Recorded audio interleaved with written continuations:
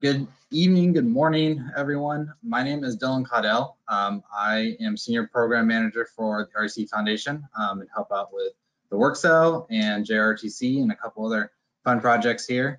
I am actually on the road, so excuse my hotel room in the background, but I am going to be talking about the V5 work cell and the factory automation and competition program today.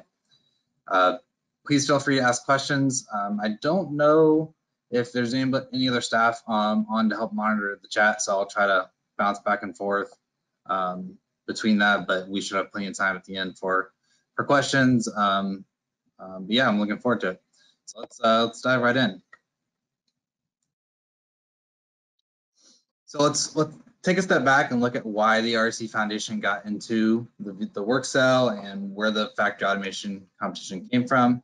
Well, if you are around STEM or if you've been in the industry, you know for the last couple of years, last 5 or 6 years at least, there's been this big push for STEM jobs and how they're going to be unfilled. And now we're here, right? There's a big gap of industry technicians that are missing, roboticists. I mean, there's a whole field of jobs that are going unfilled just because there's not enough students and people to fill those jobs, fill those roles. So we partnered with ARM out of Pittsburgh, and we got a grant to help develop a competition that would improve workforce development. A big component of this was just fixing the perception of what a factory is. So we think by introducing students to automation and work cells and pneumatics and hydraulics and kind of getting them a better idea and showing them how cool robots really are, this will help increase workforce development and take those students directly into maybe a trade path, or even if they want to go the college route, exploring some of these avenues that have to do more with automation and controls and work cells. So the result was the factory automation competition.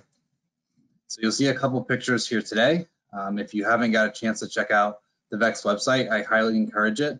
There's a lot of really cool short videos that kind of introduce the product and talk about the purposes behind it, much of which we'll cover here today. But the competition itself is a classroom-based competition. It's not like your traditional VEX competitions where you go somewhere and travel and compete. This is meant to be done just in the classroom, so you can have multiple teams, multiple work cells in your classrooms, and those students can go through the competition and have a purpose for their builds and for their designs that they're going to do around their work cell. So again, just in your classroom, you're not going to be moving around. It's a video-based submission, which hopefully will be done through robotevents.com. And again, a school can have multiple teams, multiple programs within the same classroom. So the competition itself is a series of various challenges and goals. So there's different levels, different phases, and we'll take a look at 2 of them here in just a second. The idea is that a new competition or variation of it will come out each year so that the students who maybe advance to the next level or want to kind of try it out the next year or even go into community college where they may be using this program have something different to do, right? A different goal to achieve, something different about it. Talking a little bit about the product, since we have a pretty good picture here of it. As you can see, there's lots of new pieces and parts if you've been around the VEX product line for a while. There's some new motors, a giant new robotic arm, a new conveyor belt system, some new sensors. All of these were built specifically for this product so that we can do a lot of changes and a lot of really cool competitions while keeping it scalable and still affordable. Here's a great example of what a competition phase might look like in the FAC program. So for example, we would give a students a challenge like sort all of the discs, which are those little red, green, and blue pucks you saw, in a certain order. So can you deliver all the red ones to zone 1, all the blue to zone 2, and all the green to zone 3? And then once they accomplish that, they do it, let's say, in a couple minutes, and they are able to process 32 pucks. Great, then they can move on to competition phase 2. Now they have to do the same thing, but deliver them in stacks of 3s. So they have to figure out in their work cell which design works best for getting it in stacks of 3. Some students may choose to use a robotic arm, some may choose a series of conveyor belts, to make their stacks occur in the right spots. And then so the competition will just get harder and harder from here, but then at each phase they can submit a score, right? Submit a video to say this is the best we can do at phase 1, moving on to phase 2, this is the best we can do here, so on and so forth. There should be 4 phases, and this is how students compete, right? They'll go into a global skills ranking, and that's how they can see how they rank among their classmates, but also other schools globally. I like this slide here. This just kind of shows a little bit of the arm movement. This was actually early on, and just compared to an industrial robot, so you can see really how similar it is. And the purpose of this competition and product is just showing those fundamentals, right? Getting the foundation of industrial robotics and automation at a much, much cheaper price. We always joke that I'd rather have students break the VEX robot than a very expensive FANUC one. But most importantly, safety is a big factor, right? Some programs like the Ramtech programs and schools who have the more expensive industrial arms are really excited about a program like this because they can teach the safety and the initial foundations of industrial automation at a much cheaper price point before they let them go play with the very expensive industrial robotic arm. We know this isn't going to replace industrial robotics in the classroom, but it's a progression and it's a lower price point opportunity, which is what we're trying to provide. Okay, one of the best things about the WorkCell and FAC competition is the STEM labs. So because we partnered with ARM and got that grant, the STEM labs are very extensive and they have lots of really good knowledge inside of it. I highly recommend you check them out. As always, they're on the VEX website, same place you find the other STEM labs, but we're actually going to watch a few of the videos here just introduces them. But these STEM labs are both activities, and there's a lot of actual knowledge and educational curriculum that goes along with the WorkCell, helping introduce students who don't know what industrial robotics are into that realm, into that field. So let's take a look at a few of them. So this is all of them laid out. We have industrial robotics, kind of the history, what is industrial robotics, learn about the different types of systems, moving into safety, manual movements, and then programming movements of the arm. So Cartesian systems, right-hand rule, learning about that, XYZ coordinates, using variables, using end effectors, what are end effectors, what are the different types, how can you change them out, etc. What does it look like on the V5 WorkCell? Dropping off objects, transporting objects, which would be more like palletizing, different conveyor systems, and of course it gets more advanced from there with different types of conveyor systems, adding sensors, and then cooperative systems, and then classroom competition. The cooperative systems is really cool because if you have a classroom set of these, you can start putting them together and having the students work together with other WorkCells. So WorkCell 1 would have to, talk to WorkCell 2 and say, I will take all the green pucks, you take all the red pucks. If it's a bad one, throw it away, type of thing. So there's a lot of really cool activities and cooperation you can do with multiple units. Okay, let's watch a video. In this lab, you will be introduced to the world of industrial robotics. Industrial robots include systems like robotic arms, which can move in several different directions and can be programmed to carry out many different types of tasks. Some of these tasks include sorting different products or even welding material together. Industrial robots are beneficial because they can work in very dangerous areas where threats of explosions or other extreme hazards are present and dangerous to humans. To begin this lab, you will be guided through building your very own V5 robotic arm. After the V5 robotic arm is constructed, you will update the firmware and determine the mastering values for the V5 robotic arm. You will also learn about the 4 main components of an industrial robot: the manipulator, the controller, the human interface device, and the power supply. After learning about the components that make up industrial robots, you will explore the 4 types of automation and the 5 types of facilities where industrial robots are found and used. After you have explored these concepts, you will take a survey to record your attitudes about topics and careers in industrial robotics. Yeah, so as you can see, we start very simple, very basic. We lead the students through an activity, but then also give them all the knowledge they need inside industrial automation. And I can't stress it enough. I'm so excited about how much further the STEM labs go than what even the work cell itself has. You know, examples are hydraulics and pneumatics. Well, of course, we could add some of the VEX pneumatics to it, but there's no hydraulics in there. However, it's very important for the students to understand what hydraulics are and how they implement into a factory or you know, automation and work cells. So let's take a look at another lab, skipping a few here. Lab 3. In this lab, you will be introduced to how the V5 robotic arm moves in 3-dimensional space. This movement will be recorded using an X, Y, and Z coordinate system. In order to move within the workspace, robots need to have a force applied on them. This force comes from devices called actuators. Actuators are devices that cause an action. Some examples of actuators are hydraulics,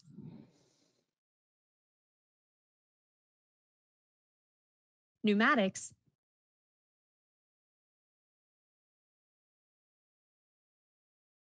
and motors.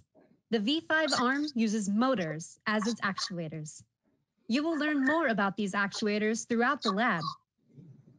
You will start this lab by manually moving the V5 robotic arm to view the displayed X, Y, and Z values. After learning about how industrial robots move in a workspace, you will be faced with a challenge.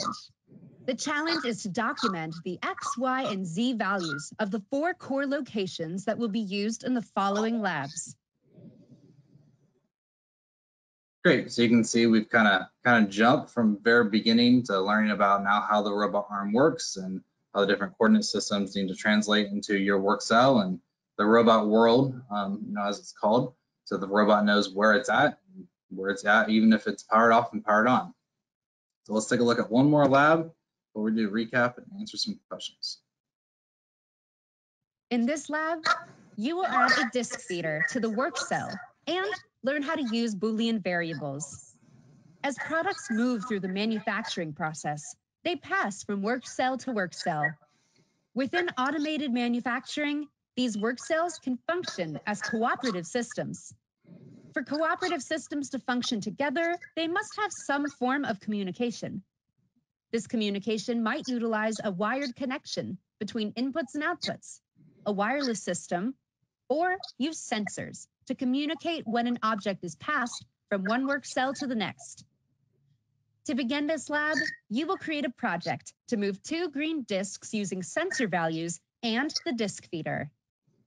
Using the disk feeder allows multiple disks to the work cell in an autonomous fashion, so that a disk does not need to be manually placed onto the entry conveyor each time.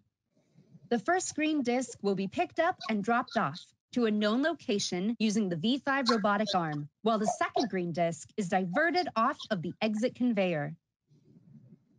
You will be introduced to using Boolean variables in your VEX Code V5 project to track if a green disk has already been picked up and placed. This allows any other green disks introduced via the disk feeder to be diverted off of the exit conveyor. For the final activity of the lab, you will be challenged to sort colored disks. You will use either 1 or 2 systems to pick up and drop off one of each colored disk to a known location, and then divert off any additional disks. Yeah, so really cool lab there. I'm actually super excited about this because I got a chance to play with one of the arms last week, and we went through, I think it was lab number 8, and then worked our way up to lab 11 here. And man, playing with that robot arm and picking up those pucks it's a lot of fun. And the instructors I was with were able to figure it out and do it here in a couple hours. So hopefully your students can follow that progression with the STEM labs and be pretty proficient at it pretty quickly. Okay, a little bit of recap, and I'll kind of just rattle off some facts and most common questions that I get as well. And then I'll dive into the chat. Any questions you guys have, more than happy to answer. So again, this is strictly workforce development, you know, trying to get the students more involved in automation and controls and anything involving a factory floor and what it might look like. It is collaborative-based project learning that we want students to go through for the competition. And don't forget, it is classroom-based. When you buy a kit, your registration fee is included in the cost of that kit, which is awesome. So you can register your teams and then submit your videos via Robot Events. The product is available now. It's on the VEX website. It's in stock. At least last I checked, it was in stock. It can be ordered. I already know a few schools that have received theirs pretty quickly. So you can get it on the VEX website once again. The goal is to have the new game out back to school time. So probably around September is when we'll be launching this year's game and all the details of what it will look like for students to build. And then it'll follow a yearly progression, probably along the same timeline each year. There is a certification available for this already on the VEX website. So if you've got some of the other certifications and you want to get proficient at the V5 work cell system, please check those out. Those are always a great hit. I've gone through it myself. It's a pretty good tool to get yourself familiar with the product and understand the ins and outs of it, so you feel confident answering your students' questions. Those are the kind of top questions I usually get, so I'm going to dive into the chat here. Or if you have questions, feel free to just let me know. Let's see, any idea when it'll be available for New Zealand and Australia? I don't know the answer to that. That's more of a VEX question. I don't know if anybody from VEX is on here with us. I kind of assumed it already was available, but I will check. It will eventually be part of Skills USA. As of right now, it's not. I don't know. Jim Crane manages that partnership, I believe, still. So that would be a great question with Jim and Skills USA to see what they think of the product and how far it can go. Be great once it's ready. It's ready to go. The product, that is. So you can, like I said, you can buy a kit now. You can buy a competition kit. Oh, one question I do get is right now you can buy a full kit, full work cell kit, which comes with lots of pieces and parts, enough to do the competition and a robotic arm. I believe the plan is to try to kit a robotic arm separately, so that if you want to add a second arm to your work cell, or do more with the robotic arm, you can just buy the arm itself. I don't believe that's available yet, and I don't know when it will be. Again, that's more of a VEX product question, but fingers are crossed. Hopefully it's soon, because I think that would be a great addition to this program. Looks like block coding, it does support C++ and the Python as well. I haven't dove into that myself, but I do know that the support is there and available. The competition season should pretty much mimic a school year, right? So this year we're kind of launching it around September, so it'll probably run through the end of the VEX season into school. I'm not quite sure what the plan is for kind of the winners in this category, if there's going to be something at VEX Worlds or not. Again, this is a brand new program. I'll have to work with Lisa and Tark and the leadership at the REC Foundation to find out what that is and how many participants we get in our first year. I think will determine a lot of those factors. Let's see. How can I use these STEM labs and current materials we have, or is it necessary to use pre-made systems for the various labs? You will need the work cell kit to go through the V5 work cell STEM labs, because you're building the arm and you need those new sensors and everything to use. A couple of people have asked me, well, what's new in the kit? There's a lot new, a lot of new brackets, new sensors. The whole serpentine conveyor belt system is brand new. Those are all really required to create those different conveyor belts. You could do it with the traditional belt systems, but it would take a lot more motors and a lot more designing on the students' behalf. It's definitely going to be much easier with the new system, but the arm itself you'll definitely need, because it's got all the fun math and the kinematics inside of the linkages and the motors, and knowing how to move each one when you say move X, Y, Z. That took many months to develop, and bravo to VEX for working through that and getting it as good as it is now. Another question about Australia and New Zealand. Again, not sure. Have to check with VEX on that. I'm sorry. I don't know much about the product shipping. There is no registration fee. There's a question if there's a registration fee. Nope, that is included in the cost of the kit.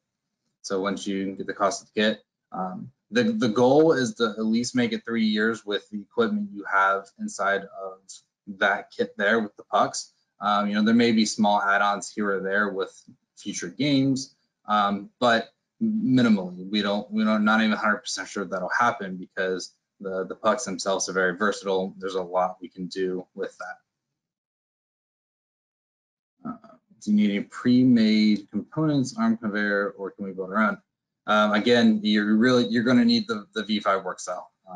You're not the registration does come with the work cell kit, so you need that to get the you know, your registration delivered to you. So I would definitely start there. Somebody asked if there will be anything for grants around this. Not that I'm aware of at this moment. I don't know of any grants in this area, but I would definitely look around you and on a lot of the CCE websites, especially if you're a CCE program, because this falls under so many different levels of CCE and funding and, you know, Perkins funding and all that. So I would check around those areas for outside grants. Just like the other VEX competition programs, there's questions about, are there limitations to what you can use equipment-wise? There'll be a section in the game manual saying what you can and cannot use, but being a classroom competition, it's very open. You know, we included things like 3D printed parts and different pieces of VEX's product line, so that, you know, students can explore a little more than what they would in maybe mobile robotics, because this is classroom, right? The best coach and referee is going to be the instructor teaching it anyways. So you're not taking it somewhere. You will be judged via a video, but we don't want to open that up. Oh yes, thank you, Lisa. There's a great article there about finding grants and the VEX knowledge base. And also there is a knowledge base for the V5 work cell already. So if you go to the knowledge base, you'll see there's a tab for V5 work cell. And a lot of these questions, especially pertaining to the hardware itself, how the mastering values work and how the linkages work, there's a lot of good articles already in there. And of course, I know that VEX education team is always working to add newer articles to that. Thanks, Lisa. Okay, that looks like the end of the chat so far. Again, feel free to unmute yourself if you guys can, or throw something in the chat. I'm just gonna stand by. Oh, great question. So the question is this for middle school, high school, college, so on and so forth? So we believe this is gonna be for high school and college for the competition, community college, university level. However, there are many middle schools that have already bought this program. We did do a pilot session, and not all that data is back yet, but it was primarily with colleges and high school students. The certification information on the website is the same place as the other certifications. Well, thank you, Clinton, for that link. Is there a cost for the kits released yet? Yes, the cost is on the website. It's $2,500 for a full kit, or just under, you know, $24,999 probably. The certifications are for the educators, just like the V5 certification. I don't believe there's any for the students as of right now, but we are always working on that here at the RC Foundation. We have our own kind of set of industry certifications, and we are definitely looking at adding one that fits this niche.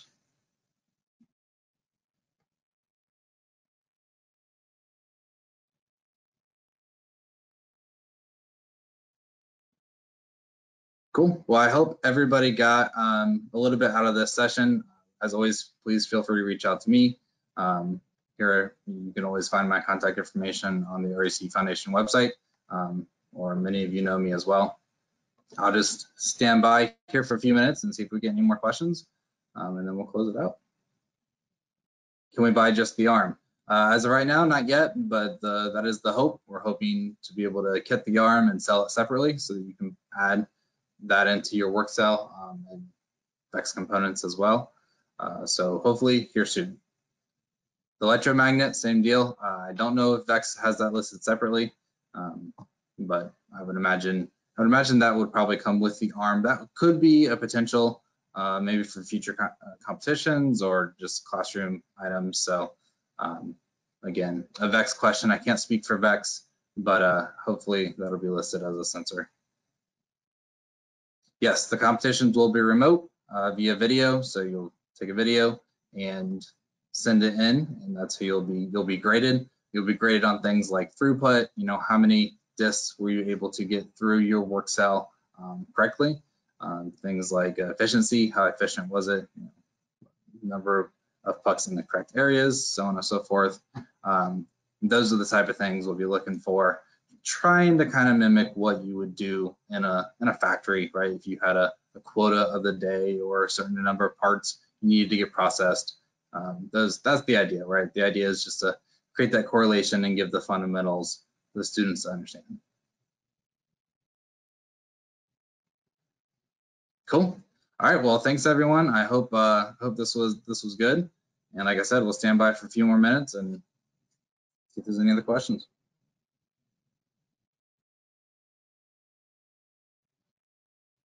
There is somebody asked if there's anything we could use to present this to the administration. VEX did a really great work cell video just a few weeks ago. Just put it up. I think it's on their YouTube channel and on the VEX Robotics website. If you go to V5 and then click work cell and scroll down, that's where you will see that video. It's a really, really good video to why the work cell is so important and where the need is in industry. Yes, thank you, Lisa. Appreciate that. It's a great video to use. Actually, just last week, I was out in a factory and we were talking about the video. It's a great just wake up to why products like this are going to be important in the classroom. We're thinking 4 to 5 students per kit, kind of on the higher end. Of course, the lower you can get, the better. But when you get into the competition, it is a bigger build, a bigger piece, right? So there will be a couple different components for students to use. The STEM labs, it may be a little smaller because they're smaller builds, right? Smaller activities. Ideally, you could get 2 to 3 students on each work cell, but yeah, it's kind of a wide range depending on what you're really going to do with it.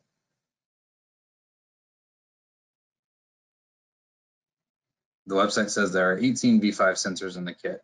I don't know if there's a list anywhere what those sensors are, but there's just a few new ones. So it's electromagnet, V5 color sensor. There is some line following sensors which help with detection of the pucks.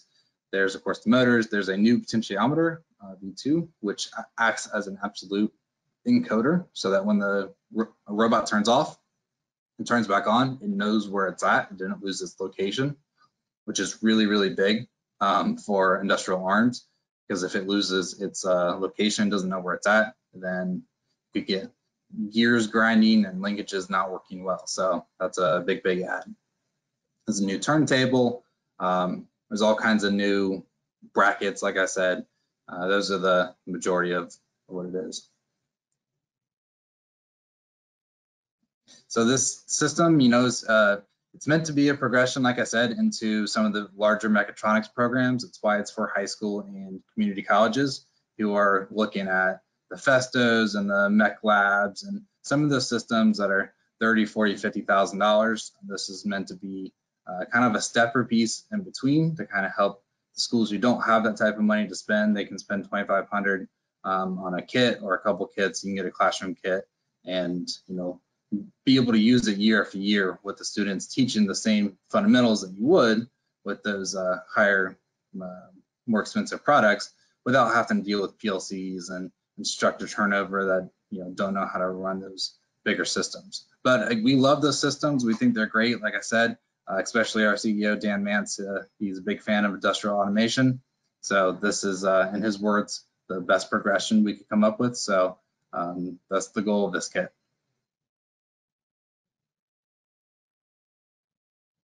You can use programming or block-based programming, or sorry, text-based or block-based programming. And this is already supported in the VEX code. So if you download it and you want to take a look at all the different blocks and syntax that's in there, it's already in there. All the STEM labs, though, are based on the block programming. Get students through, how to do it in block. But you can always open the sample program in block and then convert it to text. So I know some instructors have asked me about that, and that works just fine. And again, same with the STEM labs. If you're an instructor or a teacher, make sure you check out the teacher portal because that's going to have the extra downloads and documents that'll kind of help you get through the STEM labs and different pieces of materials you can use.